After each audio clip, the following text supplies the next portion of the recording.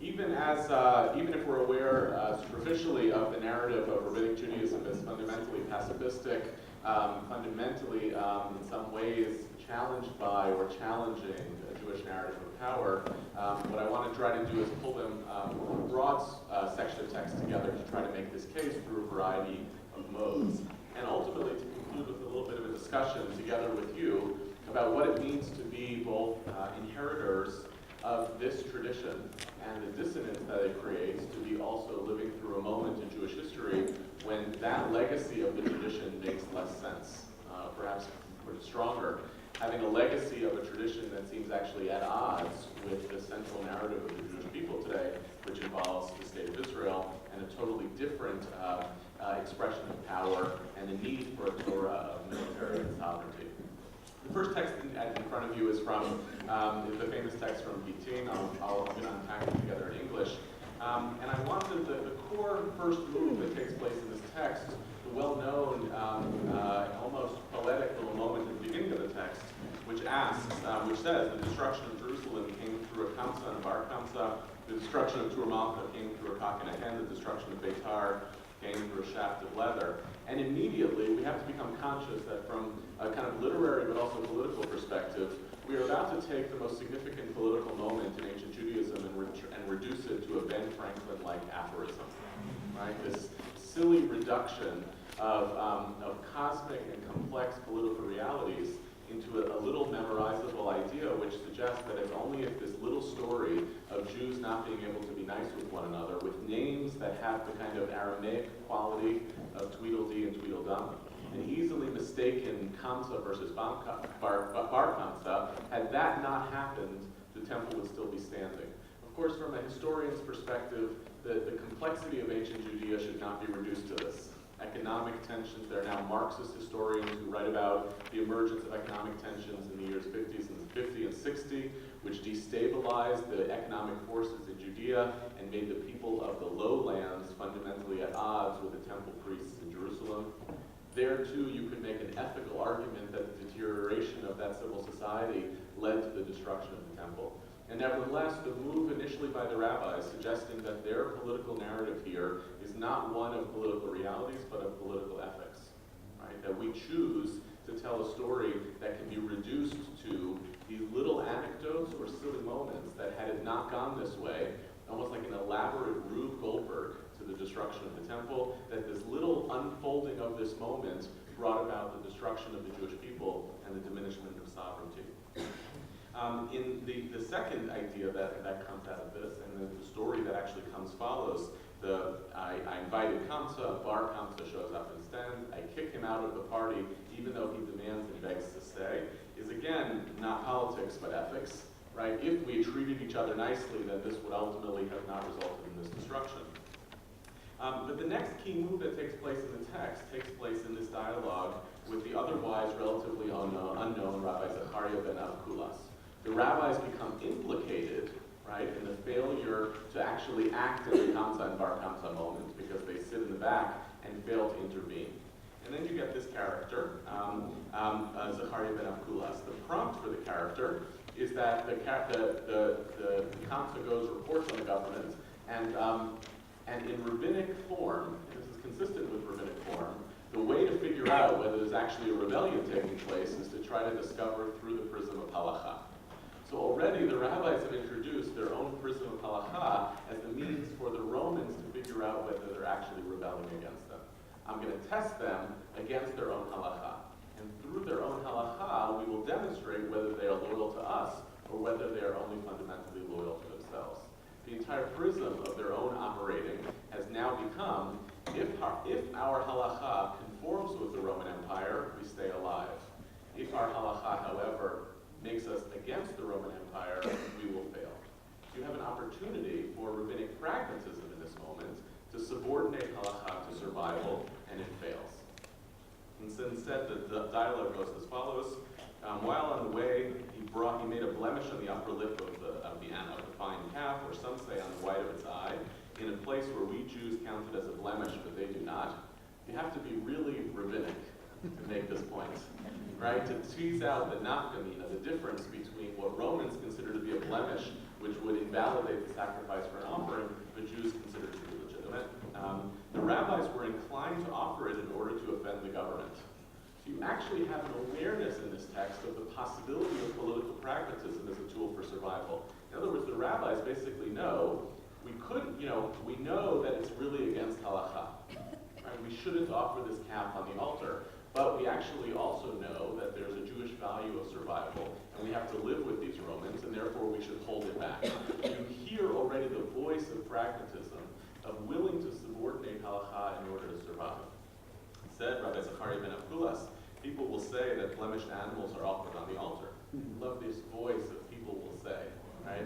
When Daniel teaches this text, I heard him teach it last summer to the rabbis in our line, he focuses on that line of the way in which we become held hostage to the people will say. Right? What happens when we become obsessed with what people will say as opposed to what we know should do? That's an ethical reading of this text, right? A failure of leadership. But in essence, what it also becomes is a failure of halakha. Right? That we become so obsessed with the proper performance of what we're supposed to do because of what we think rabbinic halakha is inclining us, as opposed to being willing to say, how does a society make the difficult choices that are involved with actually maintaining and sustaining political power? That actually halakha has to lose sometimes in that place, or it has to mold and it has to be evolved in order to actually retain our sovereignty or our political power. They then proposed to kill Bar Kamsa so that he would not go and inform against them. Amazingly astonishing comment, right? Maybe that pragmatism even requires, periodically, targeted assassinations.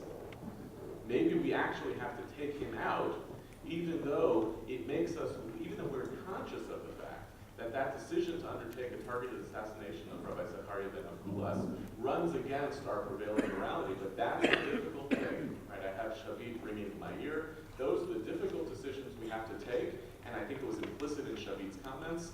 Not only was that this difficult decision we had to make then, but given the choice, it's a set of difficult decisions that we would have to make again today, because the survival of the Jewish people and the state of Israel is ultimately paramount.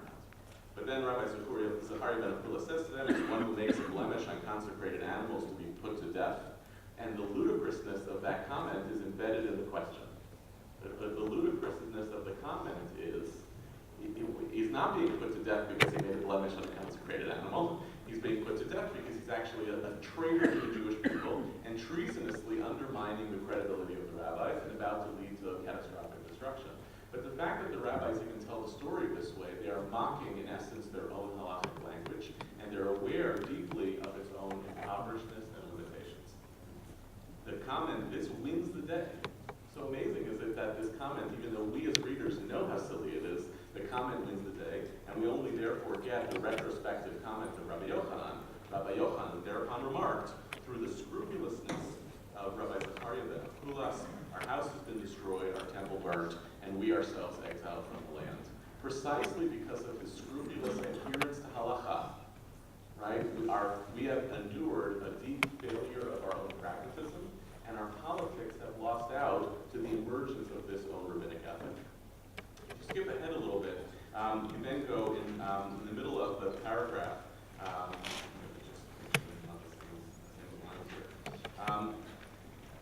When you get to the bottom of page 4, and you lose to the fact that now we've moved from the ethical frame into the actual political analysis frame. In the Biryoni, these thugs are actually ruling the city.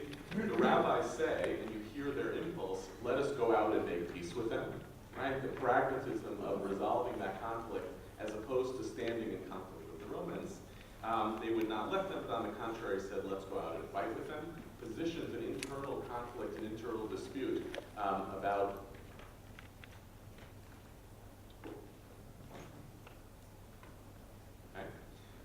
an internal dispute taking place, and then the rising up, the Biryoni, the thugs rising up and actually destroying the stores of food in the city creates the inevitability of the destruction.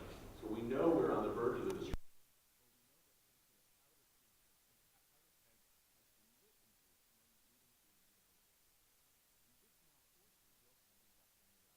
Their move, which you read on the middle of page 5. Abba Sikra, the head of the Biryoni in Jerusalem, was the son of the sister of Rabbi Yochanan ben Zakkai. right? So these people are actually related to one another. The latter sent to him, saying, "Come visit me privately." When he came, he said to him, "How long are you going to carry on in this way and kill the people with starvation?" And he replies, and it's very telling, "What can I do? If I say a word to them, they will kill me." So even the thugs don't believe their own rhetoric about this story. They're not actually standing in opposition to the Romans. This could have been resolved differently, but the failure of their own fundamentalism and radicalism forced this situation upon them. But the response to the response to fundamentalism here is not political pragmatism, but rather escapism. And that becomes the language of Rabbi Yochanan ben Zakkai. He comes up with a plan. Perhaps I shall be able to save a little. And think just from a literary perspective, what emerges when the story of what his own survival is to pretend to be ill, to climb into a coffin, to put something foul-smelling so it seems like he's dead, and to constitute his own departure from the city, which literally and metaphorically signals that Rabbinic Judaism has to die in order to survive. That Rabbinic Judaism becomes an imaginary act. Departing from actual lived life as human beings, it has to imagine itself as a metaphor of death. And so all of the story then of the escape to Yavne is not actually, as Rabbi Yochanan ben Zakkai calls, survival, but death. Rabbinic Judaism is a story in which its primary moment is death, maybe a rebirth, but a rebirth far removed from the political realities of Jerusalem, and instead reconstituted in a beach town with himself and his friends. Right? The escape to Yavne, I find to be one of the most devastating, self-indicting moments in rabbinic literature. When given the opportunity to actually ask something, and the extended narrative tells us that he has the opportunity through a series of prophecies and miracles in front of the emperor of Rome to ask for whatever he wants, the story that Rabbinic Judaism is unembarrassed to tell about itself is a story of saying, given that moment, given access to power, I abandon the pragmatic approach of trying to reconstitute Jewish sovereignty. I don't fight against the fact of the inevitability of destruction, and I simply choose to relocate with those who I agree with through a metaphor of death out to a faraway community to make Judaism something totally different. It's a kind of subordinating of our own humanity and our political agency to a metaphor of death in order to constitute survival. So much does the Gemara realize that it's doing this. So conscious of it, is the Gemara of its own political sacrifice in this moment, that it puts that language in the mouth of Rabbi Akiva. Right, famously, at the end of, after Rabbi Yochanan ben Zakkai says, "Give me Yavne and its sages, give me physicians for Rabbi Tzadok, and give me the line of Rabban Gamliel," where the reader we have to look at that moment and say, really? That's what you asked for? You asked for Yavne, a backwards town, for its sages. You asked for the leadership of your own little network of the rabbis, and you asked for a doctor? Given that moment in Jewish history, even if you felt that it's possible that the temple was going to be destroyed, ask that they not perpetrate a massacre. Ask that they leave the Klei HaMikdash for the possibility of the renewal of Jewish sovereignty one day. Ask for something that suggests that you actually are living in history and living in politics, and instead he asks for essentially himself, his friends, and the possibility of individual survival outside the total framework of political realities. And so aware is the Gemara of this possibility that it says in the mouth of Rabbi Akiva, and it puts into Rabbi Akiva specifically the best known and perhaps the wisest of the sages to say, Rabbi Akiva applied to him the verse, "God turns wise men backwards and makes their knowledge foolish." You know, sometimes the rabbis quote psukim from Tanakh more subtly. And you have to work a little bit to figure out, why have I picked this particular verse from Tanakh to try to express my own opinion? Tell us, Rabbi Akiva, what you really think. Right? God makes wise men foolish. I'm actually declaring, after the fact, the ludicrousness of Rabbi Yochanan ben Zakkai's request. It's amazing because oftentimes that piece of this internal critique of the Gemara gets cut out of how we teach this text. This is a celebration of the capacity of Jews to innovate and survive after the destruction of the temple. Look how remarkable Yochanan ben Zakkai was, that even as he saw the temple before it went into embers, was able to construct a reality that would suggest the possibility of survival of Judaism afterwards. But if you don't read Rabbi Akiva, you miss the whole story. Because they're actually conscious in that same story, even if this was the way in which Judaism could survive and translate itself from the world of sovereignty and the world of ideas, it becomes conscious in its own telling that that suggests a kind of failure of political pragmatism and a kind of willingness to throw away the temple in the pursuit of something else. Rabbi Akiva then goes on and says, he ought to have said, let them off a little bit this time, let the Jews off this time. And then the Gemara, to salvage Rabban Yochanan ben Zakkai, gives what I consider to be a weak answer. He, however, thought that so much he would not grant, and so even a little would not be saved. Right? This little throwaway of, I'll take what I could get. But think about it also from a political pragmatic perspective. What that line says is that from Chazal's own interpretation of their self-narrative, all they think of themselves is a little of the total whole. The extent to which we celebrate this story as the constituting of a similarly significant system for Judaism after the destruction of the temple as it was before, in their own narrative of this story, they consider it to be a tiny fraction of what Judaism once was. They don't imagine in this narrative that we have replaced one system with another equally comprehensive and equally significant system. I simply took the little bit I actually could salvage out of a system that once upon a time was much more politically significant. So in the rabbi's own narrative, they acknowledge, they are conscious of its own perversity, of the choice that they ultimately have to make in order to make Judaism become something different. And the cost of it is actually having to die, position yourself as a dead body leaving Jerusalem, and constituting a different story of Judaism, which is a pale perversion of the original. They do this, so this tells the myth of origin of the rabbis. We'll come back to a little bit of the theological implications that even they themselves seem to be aware of. But if we move to the interpretive tradition, something similar seems to happen here, which is once you've internalized a narrative for yourself, that your Judaism is fundamentally not only not political, but in some ways apolitical. That your Judaism tells you a story about yourself that has to move entirely from the political to the ethical. Then what I have to do is I'm constrained as Chazal, as the rabbis. What do I do with all of this stuff from the Bible, which describes a culture of militarism that I don't know what to do with?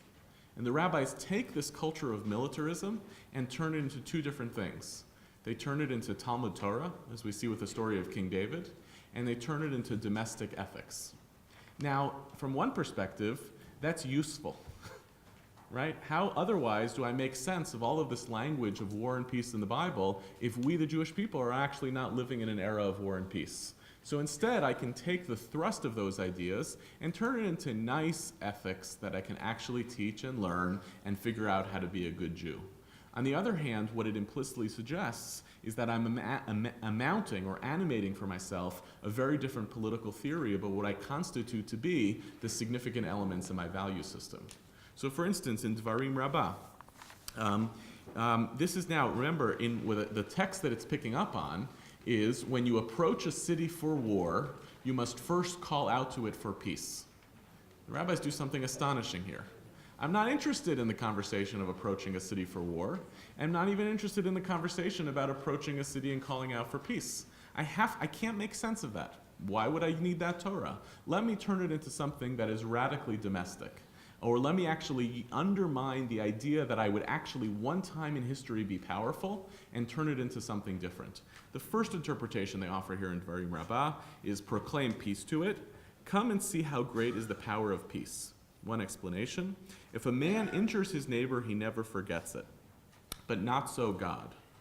Israel were in Egypt, and the Egyptians enslaved them with lime and bricks.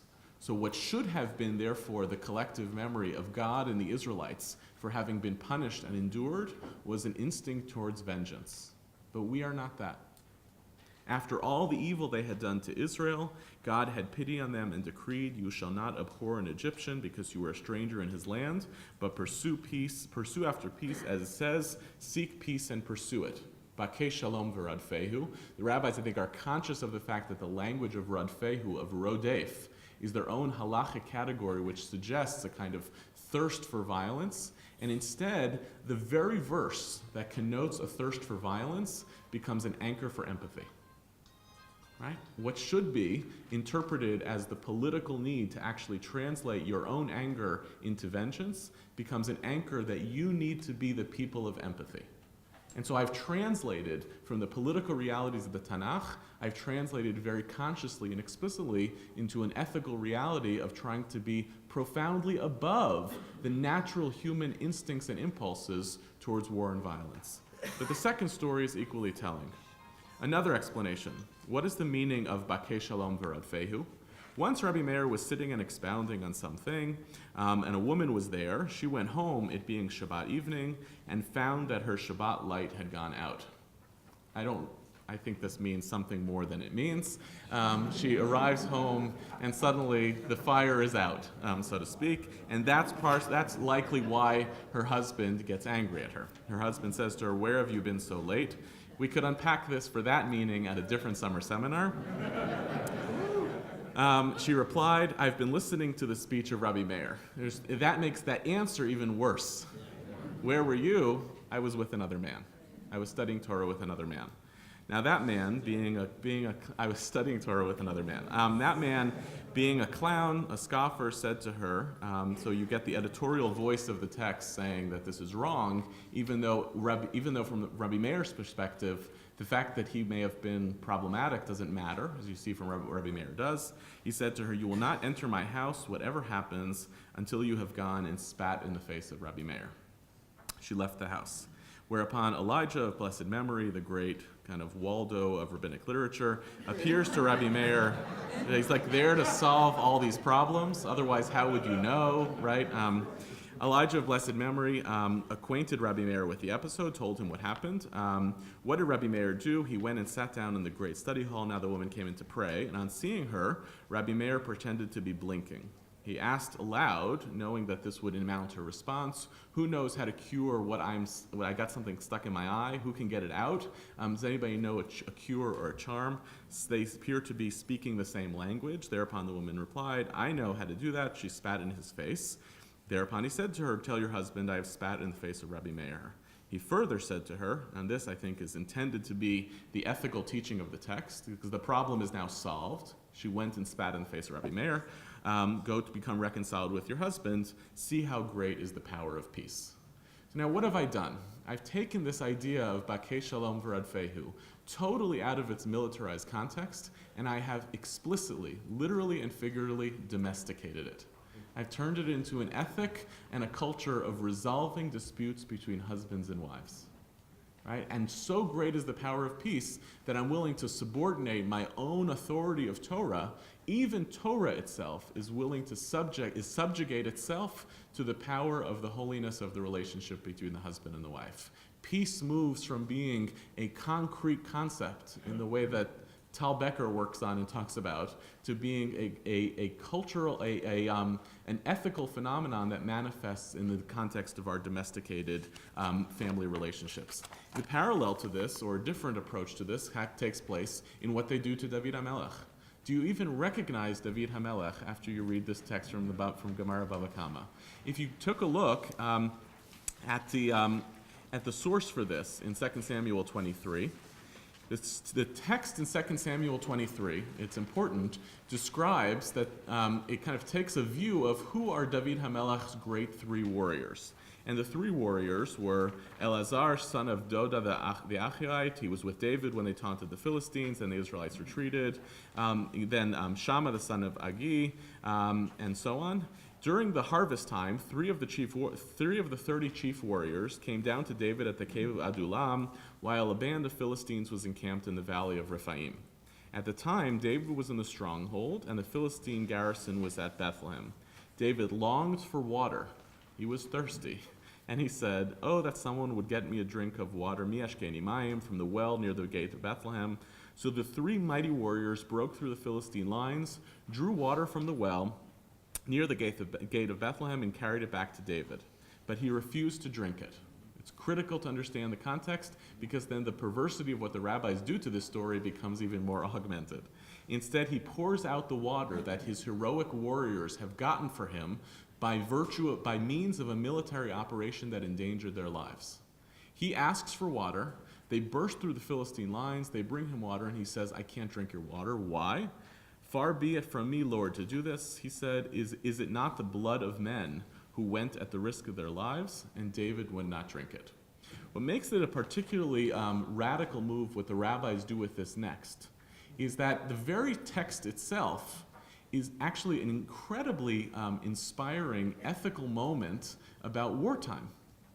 That even a king of Israel, should he be thirsty, should not actually demand of his people to put themselves in harm's way to reconcile, to slake his thirst, right? Because that's actually a violation of his very power and his military rule. The text itself is great Torah for a modern army. Of like, what's the moral responsibility of a commanding officer towards the protection and survival of his own people in wartime? The text itself does all of the work of the ethics that the rabbis might want to take from it. And instead, what does David HaMelech become in Gemara Baba Kama? He becomes a teacher of Torah. What is the metaphor of mi yishkeni mayim, who will bring me water? But rather, what's the difficulty to a halachic problem? And they play out this bizarre halachic problem that's manifest itself. And it says, Rabbi, what was his difficulty? What was he actually asking? Instead of playing out what's taking place in the context of the story, in the fourth line of the text, it says, Rabbah stated that Rabbi Nachman had said his difficulty was regarding concealed articles damaged by fire, whether the right ruling was that of Rabbi Yehuda or the rabbis, and they gave him the solution, whatever it was. They're very telling in their own text. They don't actually care about the halachic question. What they're actually interested in doing rhetorically is pulling out the possibility that when we were actually talking about war and we were teaching a meaningful ethical lesson on war, that mayim can only mean Torah. Demanding water is the resolution to a halachic problem. And I don't really care about the gravity of the halachic problem, because if I really cared about the gravity of the halachic problem, I would stipulate clearly that I'm meaning to learn something specific from this, and I would tell you the halachic outcome. But so little do I care that I become more inclined to realize that all I'm trying to do is to kind of demasculate the military quality of King David. I need King David to be something else. What I need him to be is a sage. Power, heroism for the rabbis takes place in the context of peacemaking in the home and halachic leadership in the Beit Midrash. That's what military antecedents are for. They're not there to teach me actually how to fight in a war. They're not there to teach me how to make peace. They are there in order to constitute a precedent for an identity that I want to claim for myself. And the identity I want to claim is about the heroism, superiority, and power of Talmud Torah and the life of the home. If we look at the third core idea, the way that this manifests itself is in the context of what I called history and memory. So not only do I make this interpretive move about stuff that I inherited from Torah, but I make the same interpretive move in how I interpret the events of the past. And the key move that I hope that you saw in these texts, these kind of horrific texts about Beitar and then the destruction of the Jewish community of Alexandria, is an impulse to understand that the unfolding of history upon the Jews turns us from being active agents in that story to passive victims. One of the profound and devastating legacies of Rabbinic Judaism is the embrace of martyrdom as a reasonable act by a political actor in history, which sucks out the energy from the notion of the holiness of actually being at war. We have holy wars in our tradition. And instead, that holy war culture gets translated into a core belief that appears in a few of these stories, that for a Jew to live through the context of Rabbinic Judaism in the world pits that Judaism against the possibility of survival. So first, in the story of Beitar, Rabbi Shimon Bar Yochai taught about Rabbi Akiva, Kochav Miyakov, that Bar Kochva, right, Rabbi Akiva, was convinced that Bar Koziba, who they called Bar Kochva, was actually Bar Kochva and was a messianic figure to return Jewish sovereignty to the land of Israel. Rabbi Akiva's great political failure was being on the wrong side of Bar Kochva, which for another day creates all sorts of problems for the rabbis. How do you deal with the fact that the greatest of your sages also had the worst of their politics? Right? It makes for a whole complicated problem of the legacy of Rabbi Akiva's historic memory. One way I think they do this is that they make Rabbi Akiva so smart as to be inaccessible. One way to marginalize somebody is to actually make them so different from you. So you actually almost claim Rabbi Akiva's politics create this problem for us, so let's make him, we can't make him terrible, so let's make him so amazing that we can't understand him. This is one of the things I think they do to Rabbi Akiva. And the comment that the sages would say to him, when Rabbi Akiva would say Bar Kochva, he would say, this is the king Mashiach. Rabbi Yochanan ben Torta said to him, Akiva, grass will grow from your cheeks, and still Ben David will not have come, i.e., you will be dead and buried for many generations with grass growing out of you. Its own comment about Chiyat HaMeitim, about the other afterlife. You will be a corpse for a long time before Mashiach actually comes. And this kind of, this insistence that not only is Bar Kochva not the Mashiach, but that we've almost kind of put the idea of Mashiach, of salvation and sovereignty, as so far off that it's completely implausible. You know, sometimes the way that you save the rabbis in this story is through a language of messianism. You would say, but Yehuda, the fact that they are so resistant to sovereignty, isn't that undercut by the fact that they develop an ideology of messianism? That one day sovereignty and military rule will ultimately come back? And you hear in this moment of Rabbi Yochanan ben Torta a deep cynicism about whether that's even in fact possible. That I don't think is a historically contingent cynicism of the early 2nd century, but a kind of, that's not the work we have to be doing now. And so far do they move from that idea of messianism and return to sovereignty that by the time you get to the end of the story, they have translated this into almost a cult of blood and death. The horrific description that they describe for the ultimate death of the community of Beitar and in Jerusalem, it goes, I was just reading now at the end of that text. The Romans went on killing Jews until a horse was sunk in blood up to its nose, and the blood was turning over boulders and boulders until the blood flowed 40 Roman miles into the sea. They said that the brains of 300 children were found on one rock. They found 300 baskets of tefillin, each of 9 se'ahs, and some say 9 baskets. What happens when the 300 children is juxtaposed to the image of 300 tefillin? And what we basically are doing in that moment is saying our piety is connected to our martyrdom.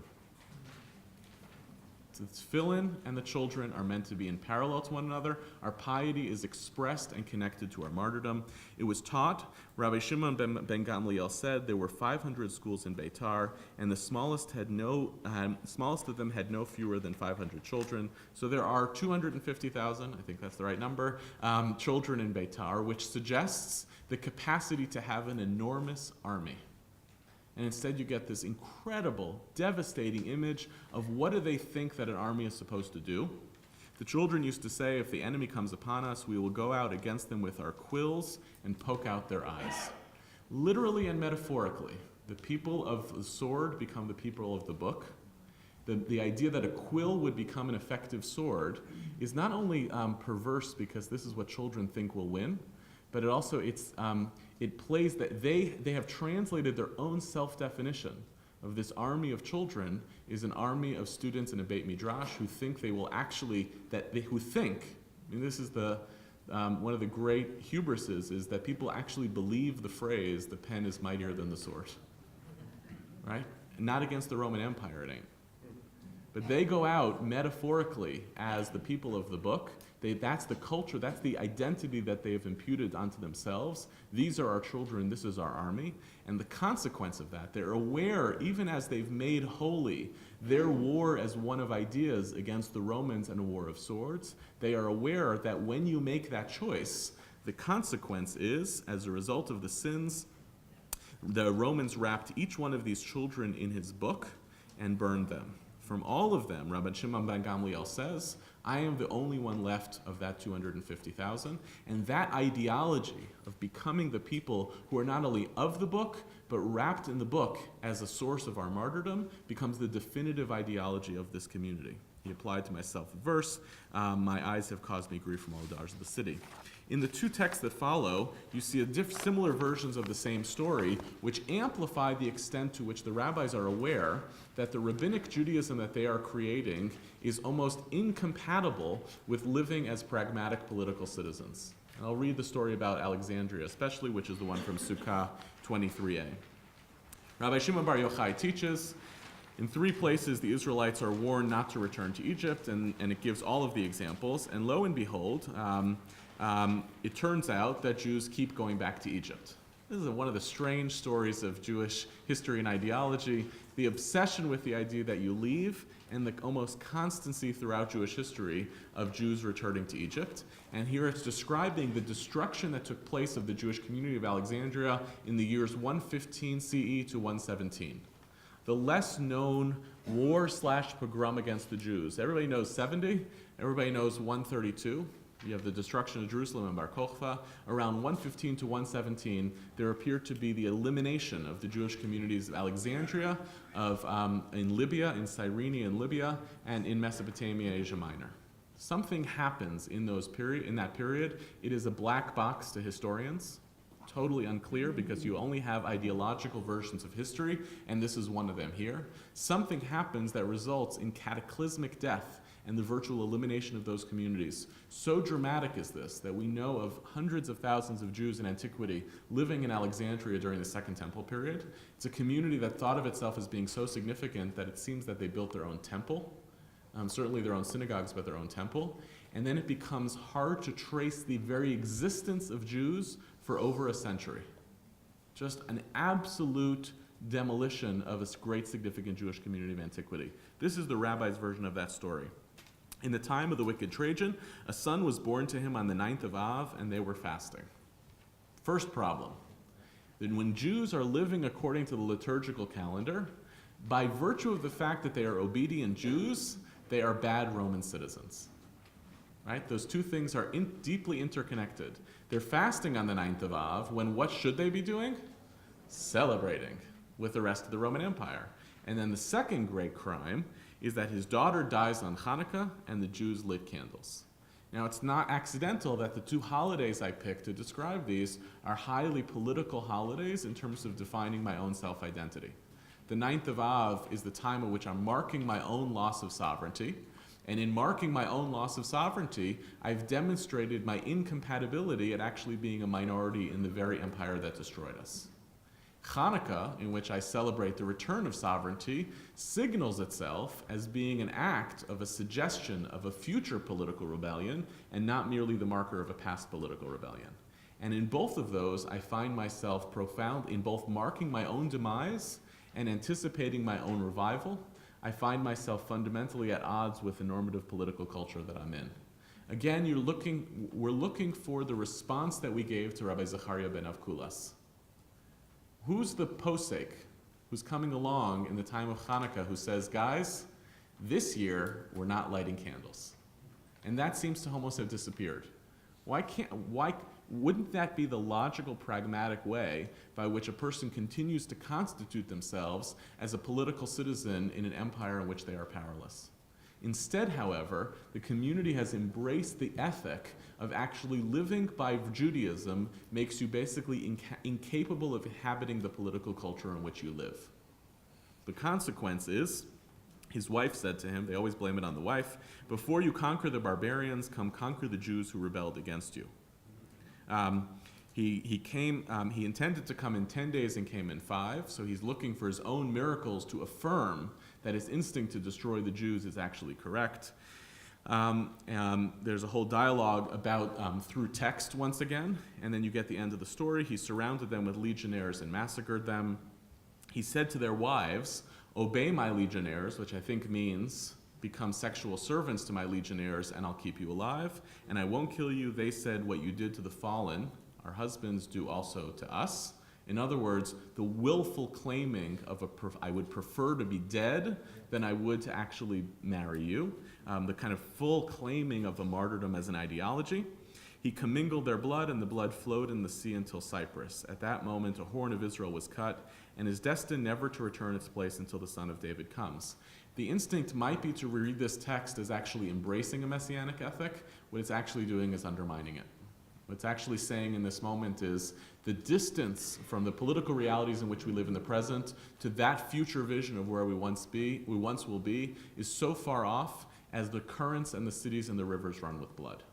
This idea, this translation of history and memory, is so profound that it changes who we see ourselves as operating in history. We become aware of the fact, and this becomes an animating narrative of Jewish history, that the extent to which we actually live with fidelity to rabbinic tradition, that casts us against being political citizens of the societies that we're in. That becomes the legacy of rabbinic Judaism, a kind of particularism which sets us against the cultures in which we're in and subjects us to our martyrdom. Just as a footnote to this, in recent years, by Israeli Zionist historiographers, there's been a reclaiming of the Jewish pogrom against the Jews in Alexandria, and I use that term very specifically, and turning it into a rebellion. It must be that the Jews rebelled. Why do these historians come up with this theory? Because they look at 70 and the Jewish rebellion against Rome, and they look at 130 and the Jewish rebellion against Rome, and they're living in the modern state of Israel, and they say to themselves, how is it possible that this would simply have happened to them without themselves taking up arms? So they translate instead and claim that the Jews actually rebelled against Rome also in Alexandria in 115, and the most audacious of these historians claim that the rebellion against Rome in 115 was led by refugees from Jerusalem from the year 70.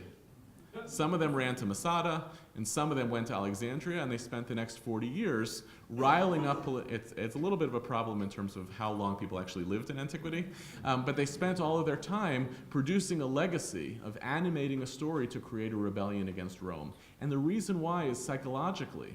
If you're an Israeli, if you believe that this story kind of runs against the normative narrative of how we're supposed to act in history, it is even worse than it currently is. But from an internal logic of the rabbis, from their own perspective, it's perfectly consistent. The Judaism we live makes us almost incapable of being political citizens of an empire in which we live, and therefore martyrdom becomes an ideology that which we say we are holy not only in spite of the fact that we have no power, but almost connected to the fact that we have no power. Finally, the theological legacy of this. If you look back to the Gemara from Gittin, the devastating comment that comes immediately after the bargain that Yochanan ben Zakkai makes with Vespasian, when Vespasian sends Titus and says as follows. We're on page 6 of the source book. Vespasian says, Titus, who said, where is their God, the rock in whom they trusted? Right? It's a plausible comment that an emperor might make upon entering the temple of another people, saying, who do I have to fight against? Walks in and says, it's both a little bit of a mockery, but it's also a plausible argument of, if you have a deity who's holding this temple, send him out and I'll defeat him. This was the wicked Titus who blasphemed and insulted heaven. What did he do? He took a harlot by the hand and entered the Holy of Holies and spread out a scroll of the law and committed a sin on it.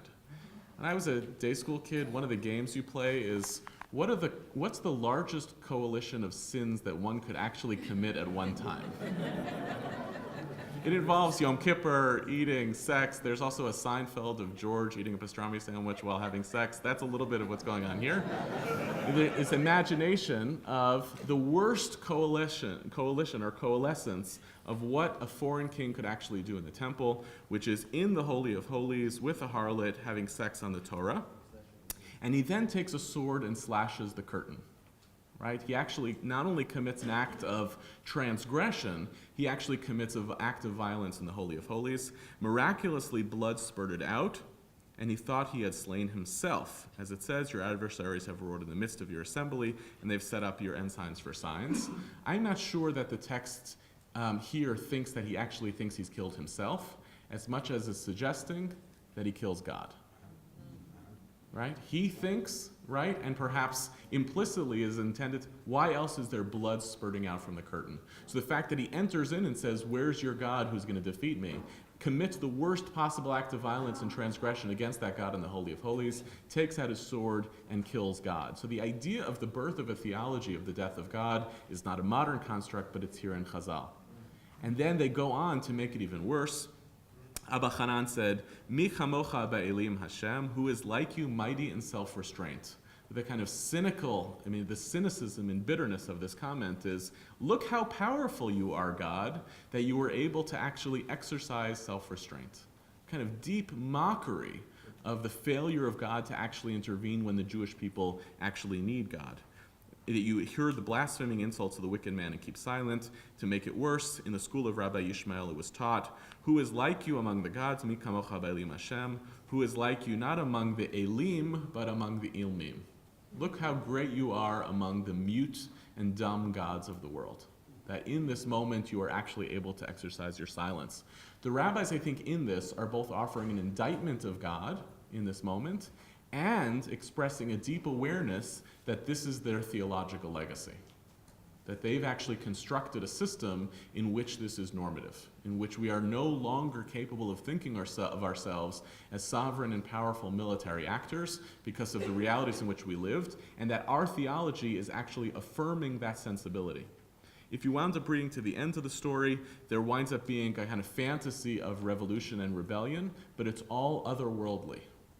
The way in which you make sense of this as a political actor is saying, I'm going to be weak and powerless in this world. I will control the realities I know. But one day, in the other world, lucky us, Bilam and all of our enemies will be punished in a boiling pot of semen. Which the Gemara actually says. I didn't make that up. Right? One day, we can have these fantasies of the violence that we will one day be able to do to those people, but they are so... they're so far removed as part of an eschatological vision of the future, an apocalyptic reality that is totally disconnected. I know it's also eschatological. I thought of that too. This vision of what the future will be, deeply detached from the plausibility of some sort of political outcome that's present in the present. And the final affirmation of this theology is the piece in Sota. This last line, which says, Rabbi Pinchas ben Yair said, when the second temple was destroyed, scholars and noblemen were ashamed and covered their head. Men of deed were disregarded. Men of arm and of tongue grew powerful. Where is that? 23. Right? When the temple was destroyed, right, the people who became strong were ultimately people of arm. This lament that actually power became exercised, and we had to become who we were, which is people of scholarship and deed who actually have to hang ourselves in shame. Nobody inquires, nobody prays on their behalf, and nobody asks, upon whom is it for us to rely? Upon our Father who is in heaven. All we have left to be actors in the world in this culture of arms and violence is through prayer to God, which in even their own imagination, God isn't listening to. This is who we are as political actors in the world. We're aware of the fact that our status has become degraded. This is the choice that we make. We've also consciously pulled ourselves out of the story, and all we're left with is a theology and a belief in the hope of something that probably won't save us. I've been struck, this is not a substantive comment, it's just an observation. There's a song that became extremely popular, not just in religious circles, but as a kind of pop song, like it's a weird thumping hip-hop dance song about Anachnu maminim b'nei maminim ve'en lanu ami lahisha'en ela al avinu shebashamayim. We're believers. We have nobody to rely on except our God in heaven. And I've had this sense in the last couple of years that maybe psychologically part of the reason that this song became so popular, even among secular Israelis, was out of the larger prevailing sense of hopelessness in Israel about the resolution of our conflicts. And maybe there's something there, that there's an awareness that that theology emerges for people precisely when you basically hold your hands up and say, I don't know if what I've been able to do is able to actually get me to where I need to go. The inheritance of this theology is I'll take 5 more minutes and then we'll open up for discussion. I'll try to say something redemptive at the end. The theology becomes absorbed, as I gave you 2 examples in Boyarin and Steiner. Boyarin says at the top of page, I think it's 19, The most violent practice that Rabbinic Judaism ever developed vis-a-vis its others was playing cards on Christmas Eve or walking around the block to avoid passing a pagan or Christian place of worship. Something else was needed for the potential racist implications of genealogical particularism to become actualized. In other words, I can have all sorts of ideas about my superiority of myself over them, right? But frankly, with absent any power, all of that genealogical racist theology of my being superior to them is meaningless when I actually have no power. That necessity is power over others. This idea was already predicted by the medieval Jewish philosopher Yehuda Halevi, who in his Kuzari has God say to the Jews, your modesty is a function of your powerlessness. When you have power, you will be as cruel as any other people. Go on to the next page, on page 21. The rabbis produced their cultural formation within conditions of diaspora, that is, in a situation within which Jews did not hold power over others. And I would argue it's a little bit wonkish, this text, that their particular discourse of ethnocentricity is ethically appropriate only when the cultural identity is that of a minority, embattled or at any rate non-hegemonic. The point is not that land was devalued by the rabbis, but that they renounced it until the final redemption. Because in an unredeemed world, temporal dominion and ethnic particularity are, as I argued in the last section, impossibly compromised, right? Being in charge of others and being concerned with your own ethnic particularity automatically, to Boyarin, results in a kind of unethical condition. The fact that we be retreated into ourselves, the very story of Tein li yavne v'chachameha, the fact that instead of saying we want to be political actors in the world, we said we want to be the inhabitants with other rabbis in a Beit Midrash. That's what we want to be. Together with actually ruling over others is incompatible to the point of actually destructive.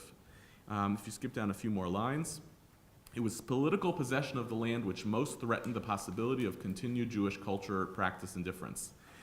Given the choice between an ethnocentricity which would not seek domination over others or a seeking of political domination that would necessarily have either led to a dilution of distinctiveness, tribal warfare, or fascism, the rabbis de facto chose the former. We opted out of that narrative. But what Boyarin is saying here is not that we were simply forced into a narrative, but that over time, Chazal produced a story of itself which was opting into a different narrative of history. This is what we wanted to be. Through our theology, through our interpretation, through our myth of origin, and through how we talked about history and memory, we were opting into a particular discourse about ourselves that went at odds with what it meant to rule over others. Either way, secular Zionism has unsuccessfully sought the first choice, dilution of distinctiveness. Religious Zionism has unfortunately, but almost inevitably, led to the second and third choices. Right? He can live with secular Zionism, right? Because I can understand somewhat of a return to power, but I can't juxtapose that with this rabbinic tradition, which chose its own ethnic particularity to be because it could be at odds with actual sovereignty and return to history. Religious Zionism he has no patience for. You're trying to take the legacy of this tradition and juxtapose it to power, and you are necessarily, and he uses the term, going to produce fascism. Either way, Zionism leads to the ruination of Rabbinic Judaism, founded on intense, concrete tribal intimacy. And it is no wonder that until World War II, Zionism was a secular movement claiming very few adherents among religious Jews who saw it as a human arrogation of a work that only God could or should perform. This is, moreover, the basis for the anti-Zionist ideology of such groups as Notori Karta until this day. It was the renunciation of sovereignty over the land that allowed Jewish memory to persist. Steiner articulates this beautifully. I hope you had a chance to read it. If not, because I'm not going to read it through together today. Steiner essentially claims, and he uses this language very explicitly, what he wants of the Jewish people is, he uses at the end of the paragraph, to be, he's comfortable with the idea of being a handful of wanderers, nomads of the word. When you make that claim that we are nomads of the word, you are kind of embracing non-landedness and non-sovereignty as a core feature of your identity, right? And by using the phrase handful, you're acknowledging that the cost may be your own periodic mass destruction. If I'm using the term a handful of wanderers, what I'm saying is I know that that ideology brings with it that ideology of powerlessness in which we are the children running out against the Roman empires, not with swords but with pens, that we will periodically get slaughtered, but we get to sustain and maintain the holiness and dignity of our own particularity. Steiner is, on one hand, and Boyarin too, obscene. They're obscene. Right? This claim of the absence of any reasonable morality that would talk about the dignity of self-preservation, the moral obligation of self-preservation, that sovereignty and survival are not merely part of a rejection of Judaism or a non-return to history, but an essential tool of what it means to be a Jew in the modern world. There is something obscene about what Steiner and Boyarin do with this, and this is one of my core claims today, they are extremely good readers of Rabbinic Judaism. They get Chazal. I think they're in some ways very right that this was Chazal's deliberate project. And the challenge we're left with, that I think we need to be aware of, is that the paradox we live in is that teaching and perpetuating Rabbinic Judaism and the narratives of Chazal, which I love, which many of you love, which anchor and animate our Judaism, but teaching that and expecting Zionism, it doesn't work. That these narratives don't produce Zionism unless you imagine a radical transformation of what's supposed to take place in the world. And what happens when we actually internalize our own myth that's embedded in this Chazal? If you do a good job at Jewish education, does it result in any significant understanding of the meaning of the State of Israel?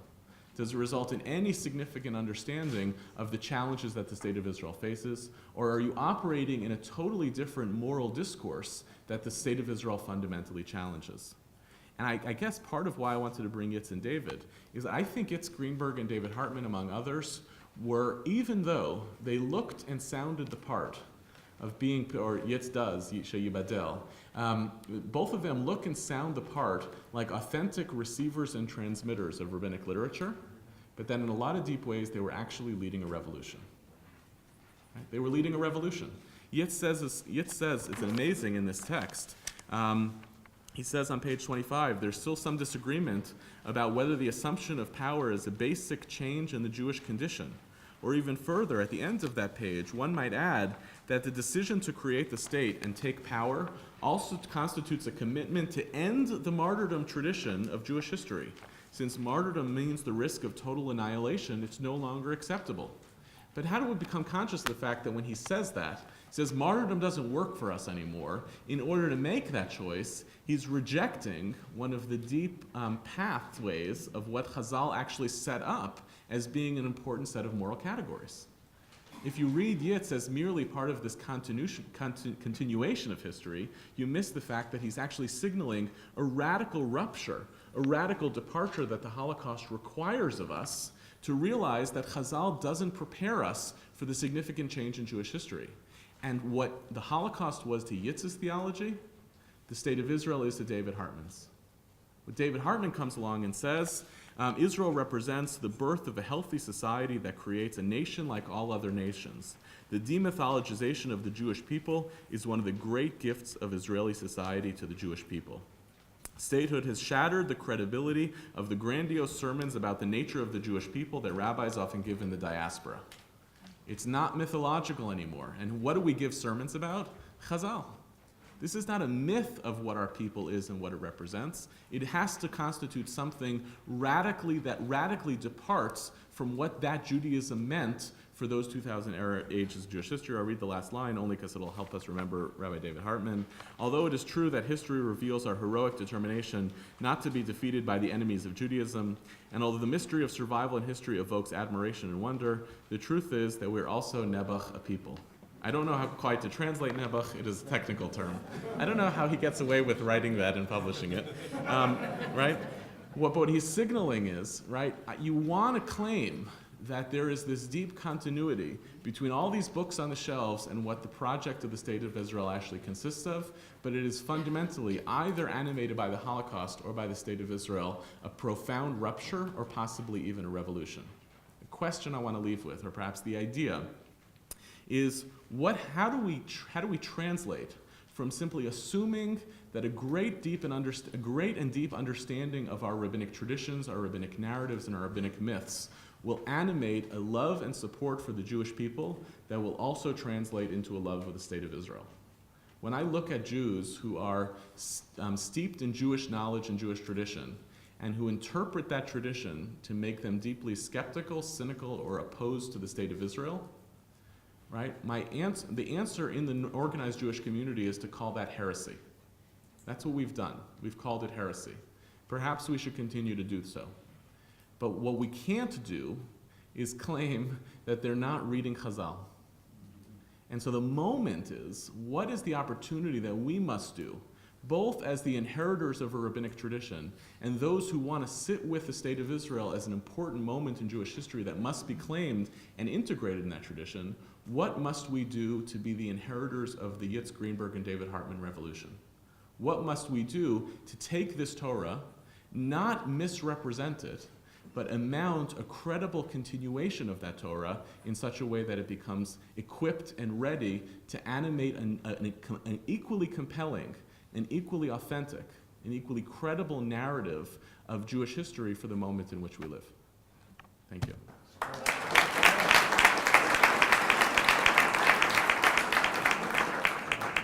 Questions? Yes, Jeff. You want to stand up? I'm not sure that I read pacifism in these rabbinic texts. I don't read a principled pacifism. I think it's perhaps more accurate to read a pragmatic sense of accommodation. Yankel, don't fight. It's not that you shouldn't fight, but that you can't fight. And so I wonder if there's really an ideology or if this was merely a protective move. And in which case Zionism is not really a radical break. It is an acceptance of it, once again, the pragmatism and the necessity of living. It could be, right? So one means of resolving this tension would be, because what I tried to suggest that there's a deep cognitive dissonance between the rabbinic tradition we inherit and the contemporary realities in which we live. You can fix that with two ways. One, which I alluded before, which is messianism. Messianism attempts to step into that void and fix the problem. And the other version is to say, we didn't elect to be in these realities of pacifism. This is not an ideology that we've embraced and imputed to ourselves, but it's the consequences of conditions and circumstances that are beyond our control, where we knew all along that one day it would be possible for the cycles of history to turn in the other direction, and then we can set all of this ideology aside. There's two problems with that, as I see it. One is, there's a lot of this ideology. Right? This is I gave you a lot of text, but it's a selection from among many. Right? And the more that we describe the story of pacifism in all of the different ways in which it manifests, not merely as the accident of history, but like this Dvarim Rabbah, the domestication of peace, and trying to make the claim that the way to read Sefer Dvarim and calling out to a city for war and peace is to understand it as a responsibility between husband and wives, strengthens for me the belief that this is actually an ideology that that the rabbis want, that makes them actually morally superior, perhaps more morally pristine than the narrative of which they are inherited. But the second problem, Jeff, is that what happens if all of Chazal, according to your language, is essentially b'diavad? All of this rabbinic literature is the consequence of choices that we didn't make. Now, if you make that claim, then what are we left with as Jews who want to be both the people who are the inheritors of rabbinic Judaism, and we want to live in the context of the state of Israel?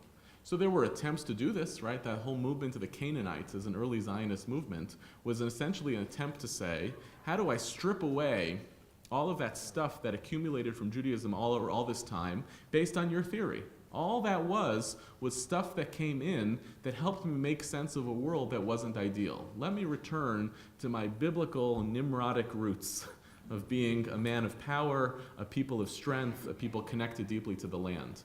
But we don't want that. We actually want an ideology that finds a way of threading between these texts, not in which we don't simply see them as being the alternative we chose because we couldn't have that other. We want to see them as deliberate and ethical and meaningful, and at the same time, we want to leave behind the political conditions that produce them. Yes, in the back. Yeah. Just reading this text, I'm very curious, because then we get Maimonides' Mishnah Torah, which seems to turn everything around on its side. I wonder, Maimonides, who's a great student and leader of Chazal, why he saw things so differently through his Mishnah Torah.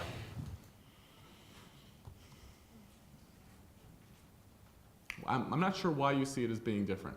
Can you say one more sentence? Well, obviously Maimonides saw things very differently in terms of sovereignty. He has an entire section of the Mishnah Torah on sovereignty, on conquering people, on war. Yeah, look, Maimonides also leaves behind a lot of the moral and ethical texts of our tradition because they're not that useful to creating an ideology of Judaism that is behavioral. Right? So, the same argument might say, I can't read, which would be hard in this Beit Midrash, I can't really read Tanur Shel Achnai ever because it doesn't find its way into the Mishnah Torah. People have said that, but it would say only what he chose would designate the story of the authentic narrative of Jewish history. I guess what I'm trying to put on the table, because all of these are midrashic texts, and all of these are narrative texts as opposed to legal texts, that Maimonides is conscious of the fact of a need for that political ideology, but he has also made a choice to not integrate into that theology, right, a whole other sets of Jewish ideas which tell an equally compelling part of the story of Jewish history. Does that get there somewhat? Yeah, go ahead in the back. Yeah, I understand what you're trying to say in terms of this, the migration from Terra Sancta to Tempus Sancta, from Makom to Zman. And the real question, I think, that you're suggesting that what are we left with in terms of trying to get a soundtrack too? It's nice. Of how do you create or discover a kind of theology that enables us to be rabbinic Jews and at the same time accept our circumstances. And perhaps one way you could look at it is by looking at Hanukkah itself. Because what Chazal did is that they didn't turn and look at the story of the Chashmonaim and then replace it with the story of the Shemin. The entire process was additive.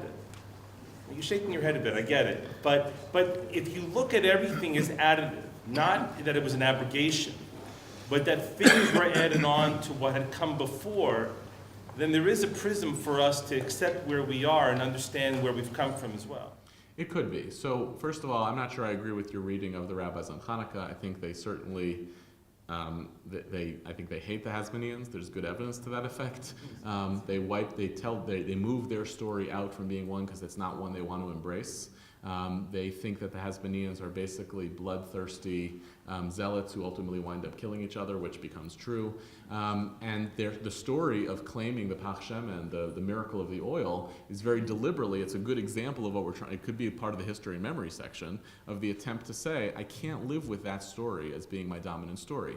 Your claim of write a new chapter, that may be part of the story. In some ways, what Yitz is doing is that, of write a new chapter, and don't jettison that previous chapter, but take it on.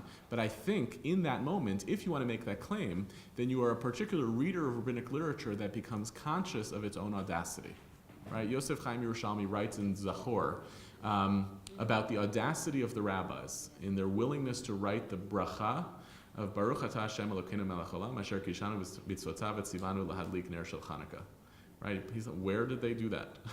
Where did Hashem command us to light the Hanukkah candles? So you have to be willing to make a theological claim of the era in which you live, in which you think of yourselves as being radically continuous, even as you're doing a tool of radical discontinuity. And I'm not claiming when I give this talk today that that's not underway and happening.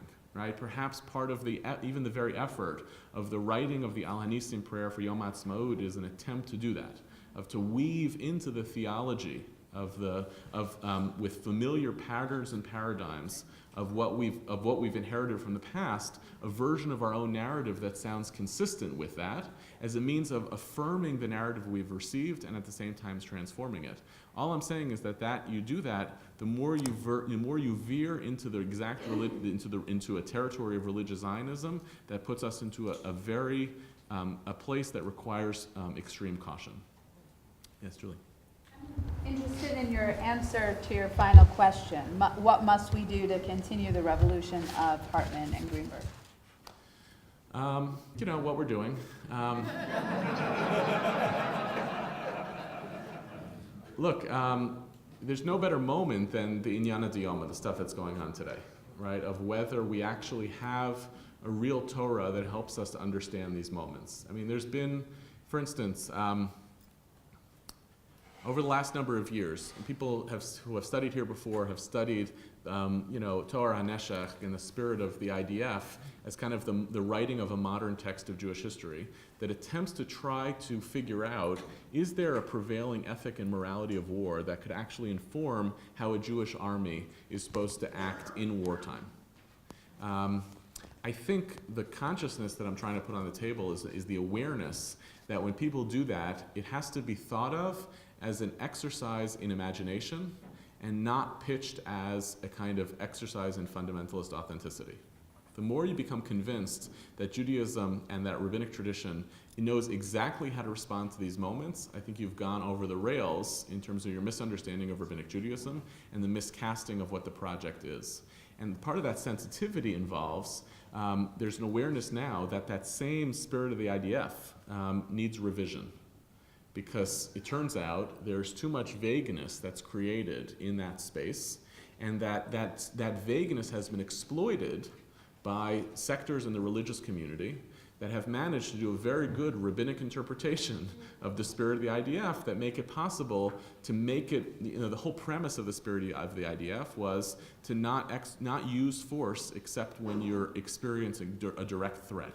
It was a move to interpret Habala Horgecha, the ones trying to kill you, you step up and fight back. So it's an attempt to take a piece of Torah from the past and try to apply it to the present with great caution and with great ethics. However, if somebody else comes along and wants to exploit that and say, the threat that goes against you can be stretched out so that you may not think that you're being threatened, but we want to make sure that you come back home. Right? You create the possibility for a vulnerability in your interpretation of that text. But if you had presented that text as being the direct and authentic inheritance of the rabbinic tradition, you create the possibility for fundamentalist interpretations of the very radical move that you were making. So part of what has to happen is the continued development of a Torah with profound humility towards what you're actually doing, but with with an awareness that as you do it, it's actually a fundamentally fragile project. Yeah, Ron. Would you say that the theologians now of religious Zionism, the first Rav Kook, I like better than the second one, but others, all those rabbis, Rav Amital, all the rabbis in all the tens of yeshivot heads there, are not taking rabbinic Judaism into today and adapting it to, blending it into religious Zionism, that they don't see that as a direct continuation? Look, this is a personal confession. I grew up in a modern Orthodox and religious Zionist household, and I'm terrified by the direction of religious Zionism. I think we actually, for all of us who are religious people and Zionists, this is a big moment right now. The international head of Bnei Akiva yesterday, I don't know if you saw it, you got to read it. It's called for using the language of the Tanakh, the foreskins of 300 Philistines, and said the IDF should be an army of vengeance. What I think is happening, is the inheritance of an ideology that is, Cook's pre-state ideology, which attempts to sit in this threshold. Although he makes a very different claim than the one I'm making, what he's actually saying is more of the cyclical return to history, right? This is not for Cook, it wasn't a radical departure. It was actually secular Zionism was the instrument of a return to a utopianism, a messianic utopianism that was always anticipated and projected. And then it gets mediated through Tzvi Yehuda Cook, through the actions of history which confirm those sensibilities. That the more that history seems to be operating on your side of the narrative that you're telling, it confirms your hypothesis that your narrative is correct. I think the difference between that kind of religious Zionism and what's embedded in Hartman and Greenberg is the consciousness of a radical break and a significant departure. that to the extent that I'm actually rewriting a narrative of the past, I'm conscious that I'm making it up. Right? Messianism in its fullest sense is imagining a past for the future that never once existed. So that if you're conscious that you're doing that, you can avoid the kind of fundamentalist trap that almost always comes with messianism. But if you actually think that you're living in the reaffirmation of a story that was projected to once happen, the slip down the fundamentalist hole is almost inevitable. Aaron. I'm interested in this process of sublimation that I think you've described very well on the human front, and I'm curious about the parallel on the divine front in Chazal. So we read the Mihamochava Ilmim text, but I'm wondering if you think that there's a parallel kind of domestication of godly power as well, and if so, what the implications of that would be for our own thinking. What would it mean to be a passive people protected by a restrained God? Great question. For another day, we could study all the ways in which I think the rabbis are so, whether it's because of a cynicism, whether because of a sense of fear about God's lack of acting in history, or whether because they simply can't make sense of what it means to think about a God acting in history and at the same time acting passively with respect to their own history. I generally believe that Chazal was trying to do away with God. I think they can't, in the extent that they're facilitating a revolution, they can't do away with God as a narrative character, and so God appears as a narrative character, but almost always to either affirm their own sensibilities, right? Think of Nitzchuni Banai, right? Affirming their own sensibilities of how they should actually be ruling in this world, or helping to solve the problem of the things that they don't understand. So if I don't understand it, I'll assign it to God. But that makes me kind of pushing God out of the narrative of Jewish history, which I think I agree with you, aligns very well with kind of pushing themselves out of history. Yes, there was Uri. Personally, I tend to accept the view that Jeff stated, namely, I personally can't find pacifism in any of the texts. And I wonder whether we should necessarily read the texts as it seemed to appear here. Namely, if I understand correctly, we make a mistake when we stop with Yochanan ben Zakkai, Ten li Yavne v'chachamea. It's important for us to see it in the context of Rabbi Akiva, suggesting what a missed opportunity. He could be a grand, savior, and he missed the opportunity. Well, this is Rabbi Akiva, who is the greatest devastator of the Jewish people because he showed his total incompetence in understanding international affairs by the other text that you provided us, namely backing Bar Kokhba as the Messiah. So the test for Nevi Shekel is whether his prophecy comes about, whether it's true. Whether it happens. And I think the yardstick for a credible Chacham is whether he shows any sense. And Akiva, who didn't show any sense in that realm with regard to Bar Kokhba, shouldn't be seen as particularly credible in criticizing Rabban Yochanan ben Zakkai.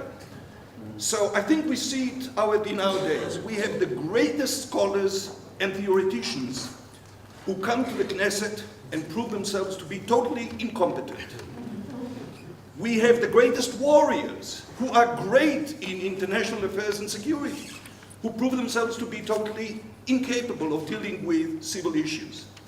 So I think we should respect Rabbi Akiva for what he was great in, and we should be able to criticize him as not representing the appropriate path in reading the way that Judaism should have been pursued in dealing with international challenges, as we learn from the other path. So, and in the same vein, last sentence, in the same vein, I don't think this is about domestication of Judaism, or domestication of the concept of Shalom. I think it's a natural, desirable tendency to apply concepts that are developed in one area to other areas. We find it in the area of law. You have international law or public law concepts that are then applied to private law. It's just a natural tendency and a desirable tendency. Okay, so three short comments. Number one, well, 4 short comments. Number one, elu, right? I'm totally open to the possibility of these texts as they have been read very differently and to be read very differently. I wanted to try to put an organizing hypothesis in a theory. Maybe it works, maybe it doesn't. I know you're good with that. Number 2, Rabbi Akiva. I have no claim here that the Jewish people should have followed the advice of Rabbi Akiva. What I'm trying to be conscious of is that the text itself seems to be aware of the very critique that Akiva is offering, which suggests a failure of the dignity of Rabbi Yochanan ben Zakkai. Something almost seems obviously wrong about telling a story, which I think they're trying to put a mirror onto themselves. Something feels obviously wrong about a story where if you actually are telling a story of being given the bottle by the genie and given 3 wishes, that this is what you ask for. What I hear in it is a willingness to be subversive of their own narrative tradition and to be aware of there were other possibilities. And that rejection of it comes with its own consequences. Third, I don't think you can reject Rabbi Akiva at the same time and reject the martyrdom culture that comes with it. But Yochanan ben Zakkai's choice of living outside of that political reality comes almost inevitably with the choice of martyrdom. And so in order to reject one, right, in order to reject the martyrdom, I find it harder to hold on to the story of Rabbi Yochanan ben Zakkai as instructive. And finally, I guess I read differently when the text says, Ki tetzeh le'milchama, and the move to the private sphere. I feel that is in itself a political choice. You're saying, what's wrong with it? They take a big idea and they apply it in all sorts of places. But I'm just struck by, you open up the Midrash, and you expect some narrative of a political theory of what the Jewish people are and what war means and what ethics might actually apply in the context of war. And instead, the translation entirely to the domestic sphere is useful from a homiletic perspective, but it also, from a kind of balcony perspective, involves a very explicit choice of what Torah do I think I need to teach in this moment and what Torah am I choosing to teach instead. A couple more. Yes, in the back.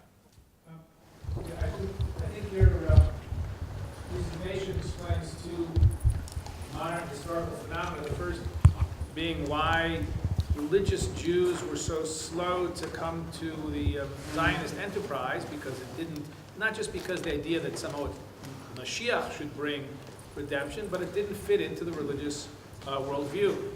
And secondly, why the state of Israel, when it was born, if it was teaching Judaism, it was teaching biblical Judaism and ignored rabbinic text. And it seems to me that I think what we're beginning to see now with people like Ruth Calderon is, okay, so you can't always react immediately to the historical moment. It took us years to discuss the Shoah. And maybe the same thing is true here now with Israel, that now as a more mature state, we're ready to reintegrate the rabbinic ideas to see, well, how could we reapply these in a way that fits a modern Zionistic state? But we weren't ready for a long time, and maybe now finally that's why Israeli society is beginning to grapple with it. What of these ethics, what of these ideas can we reintegrate back into a state that is not a pacifist entity? Yeah, I feel mixed feelings about this. One is, and it came up last year when I was talking about the legacy of Auschwitz as part of what it means to be a modern Jew, and one of the comments there too is maybe we haven't been ready yet, or maybe the time hasn't yet come, or maybe it couldn't have happened in the first 66 years. And part of me says, empathetically, you're right.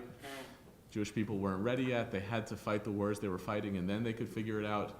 And part of me also hears, when I say that, a kind of stalling of, or an absence of urgency that actually perpetuates a long-term problem. So that, yes, maybe it'll happen now, and that we're emerging into the generation of the rethinking of the relationship between our canonical tradition and the political realities that we live. But the longer that process takes, the more likely it is to be hijacked by those who come out with outcomes that we don't like. And the more likely it is, on both sides, on the right and on the left, and the more likely it is that that process feels more onerous than it could be. Last one. Do you, as a religious Zionist, have any problem, as I do, saying Reshit Tzmicha Gevulatenu? It sounds unbelievably triumphalist.